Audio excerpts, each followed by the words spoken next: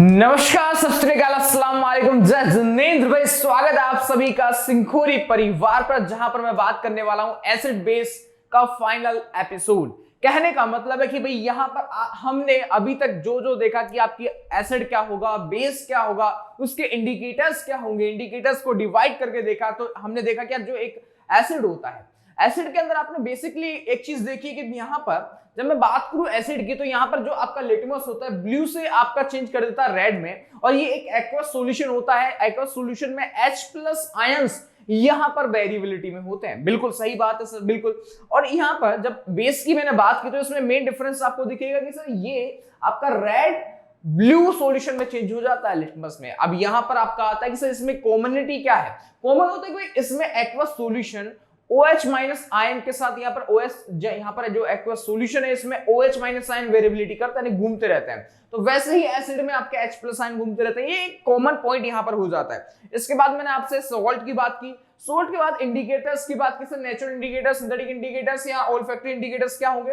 फिर यहाँ पर मैंने आपसे इनको पूरा डिफाइन करके बताया कि सर ये क्या क्या होगा। फिर एसिड बेस की रिएक्शंस मैंने बताई, केमिकल प्रॉपर्टीज जो हमने पूरी देख ली थी, कंप्लीट कर ली थी कि सर रिएक्शन, जब हम एसिड की रिएक्शन यहां पर इन सारी चीजों के साथ कराते हैं, मेटल्स मेटेलिक कार्बोनेट के साथ करेंगे, मेटल कार्बोनेट मेटल के साथ, metal hydrogen carbonate metallic oxide या बेस के साथ करेंगे, तो क्या इंपैक्ट यहां पर आता है, वो चीज हमने कंप्लीटली यहां पर देख ली थी। अब देखिएगा कि भाई मैं बात करूं यहां पर बेस की रिएक्शन हमने काफी सारी चीज के साथ कराई, जो आपको लास्ट लेक्चर में देखने को मिल जाएगा। एक ओवरव्यू में यहां पर बना रहा हूं ताकि आपको एक अंदाजा रहे, एक आइडिया रहे कि मैं क्या पढ़ रहा हूं और क्या चीज यहां पर मैंने छोड़ी है जो लास्ट लेक्चर में जाके मुझे पढ़नी है।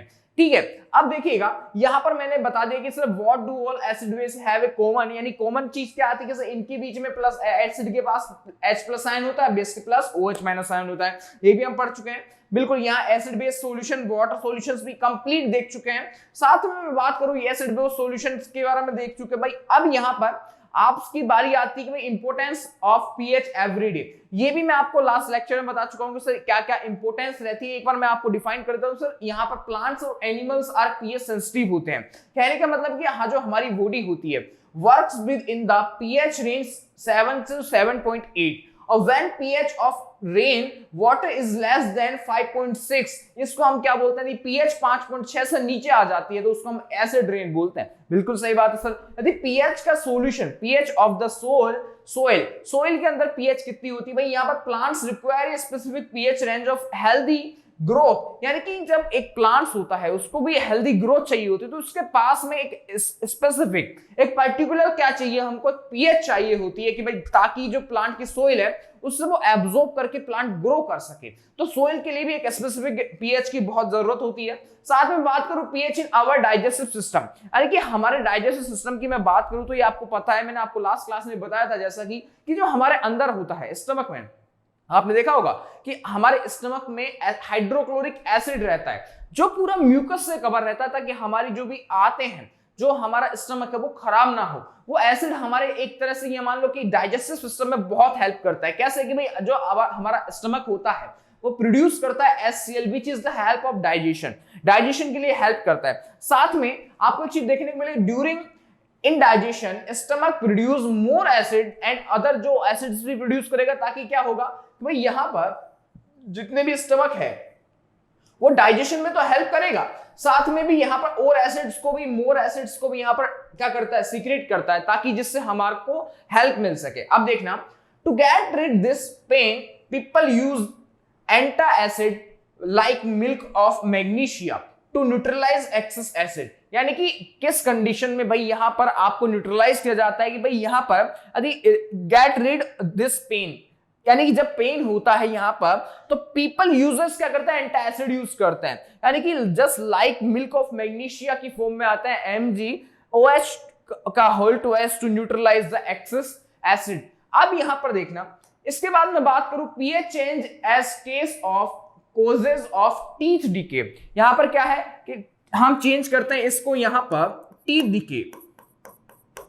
अब टीथ भाई यहां पर बचाने के लिए एसिड क्या करता है, देखना, teeth decay starts when pH mouth is lower than 5.5, अब कहने का मतलब क्या है मेरे प्यारे बच्चों, तो देखिएगा कि भाई जो दांत है, पीएच है, वो डिके हो जाए, स्टार्ट होना शुरू हो जाते हैं जब आपकी पीएच 5.5 से कम होने लग जाती है, यानी कि बोला ना लोअर देन 5.5। अब यहां देखिएगा कि भाई टीथ एनिमल क्या होता है, जो आपके जैसे दांत है, ये दांत है, ये दांत है, ये दांत है मेरे प्यारे बच्चों, दांत है।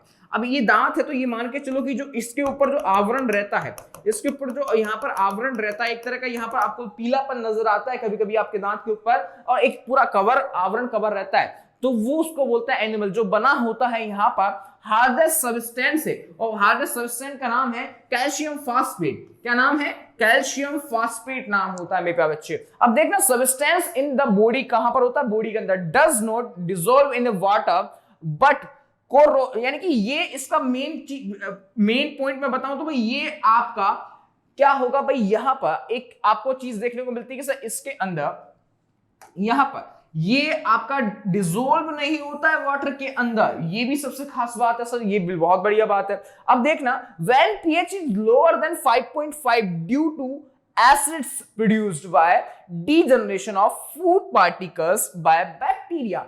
कहने का मतलब है कि मान के चलो कि आपकी पीएच 5.5 से कम हो जाती है तो क्या होगा कि डीजनरेशन ऑफ फूड पार्टिकल्स का डीजनरेशन होने लग जाता है।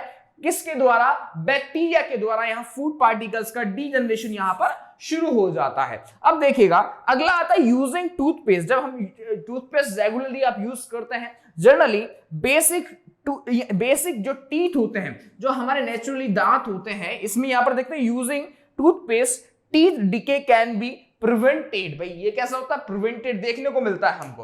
अब आपका अगला यूज क्या होगा जो मैंने बात की थी आपसे, देखिएगा कि self defence bye animal and plants through chemical. अब यहां पर देखते हैं भाई सेल्फ डिफेंस कैसे करता है एनिमल्स और प्लांट्स। आपको पता है भाई एनिमल्स भी लिविंग थिंग होती है, प्लांट्स भी लिविंग थिंग होती है। जो अपना जो प्लांट्स होते हैं, काफी प्लांट्स ऐसे होते हैं कि मान के चलो कोई जानवर वैसा ही आया है तो वो कुछ इस तरह से आपके सीक्रेट होने लग जाते हैं ताकि वो अपनी सुरक्षा खुद कर सके। और जानवर भी जैसे अपनी सुरक्षा खुद करते हैं, आज जैसे मान के चलो आपको कोई अभी हिट करता है तो आप अपना बचाव करने के लिए कुछ इस तरह के या इस तरह की पोजीशन यूज करते हैं, तो वैसे ही आप यानी कि अपने आप को बचाने की पूरी कोशिश करेंगे। तो जानवर भी यहाँ बचाने के लिए पूरा केमिकल यूज करते हैं बचने के लिए। अब देखिएगा यानी we sting leaves an acid which cause pain irrigation. Use of mild base like baking soda on stung area gives relief. भाई यहां पर stunning hair of needle leaves inject methyloic acid causing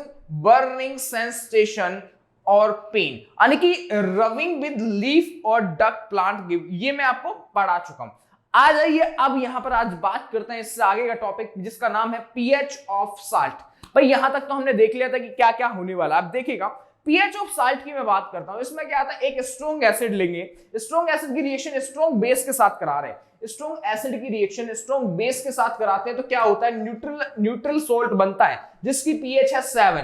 भाई ये चीज याद रखिएगा कि भाई इसमें मैं बात कर रहा हूं आपसे कि मान के चलो एक स्ट्रॉन्ग एसिड है और स्ट्रॉन्ग एसिड की रिएक्शन बेस के साथ कराऊंगा तो आपका न्यूट्रल सोल्ट बन रहा है। साथ में सोल्ट ऑफ स्ट्रॉन्ग एसिड हम लेते हैं तो यहां पर वीक बेस के साथ रिएक्शन कराते हैं तो क्या बनता है, एसिडिक सोल्ट यहां पर बनेगा। ठीक है, जिसकी पीएच यहां पर क्या होती है 7 से यहां पर बिल्कुल ज्यादा होगी या कम होगी, आप मुझे बताइएगा। 7 से ज्यादा होती है या कम होती है, आप मुझे बताइएगा। यहां पर salt of strong base weak के साथ कराते हैं। वही चीज है कि यहां पर अब स्ट्रॉन्ग बेस की रिएक्शन जब मैं कराता हूं वीक के साथ तो बेसिक सोल्ट बनता है। और बेसिक सोल्ट में पीएच कैसी होती है भाई, 7 से कम या ज्यादा। तो यहां पर आप देख सकते हैं कि सर बेसिक सोल्ट बन रहा है तो यहां पर आपकी जो रिएक्शन होगी 7 से ज्यादा होगी, कम होगी, आपको पता है। अब देखना केमिकल्स फ्रॉम कॉमन साल्ट यानी NaCl की हम बात करते हैं, जिसमें केमिकल्स से हम कौन कौन से साल्ट होते हैं देखिएगा।